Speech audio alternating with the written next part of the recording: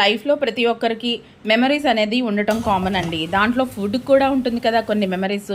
మా అబ్బాయికి చిన్నప్పటి నుంచి ఈ స్టైల్ ఆఫ్ బంగాళదుంప ఫ్రై అనేది వాడికి ఇష్టము. అలాగే వాడు ఎప్పుడు వచ్చినా కూడా నేను ఇదే చేయాలి, స్టైల్ ఏమైనా మార్చితే అబ్బా అలా చేసావా అని అడుగుతాడు. దానికి ముందుగా బంగాళదుంపలు ఉడకబెట్టుకొని క్యూబ్స్లా కట్ చేసుకొని ఆయిల్ వెచ్చబడాక శనగపప్పు, మినప్పప్పు, ఆవాలు, జీలకర్ర వేసి బంగాళదుంపలు కూడా వేసేసి ఫ్రై చేసుకోవాలి. అందులోనే పచ్చిమిరపకాయలు, కరివేపాకు. చాలా సింపుల్ అండ్ ఈజీ ప్రాసెస్లో చేసేసుకోవచ్చండి.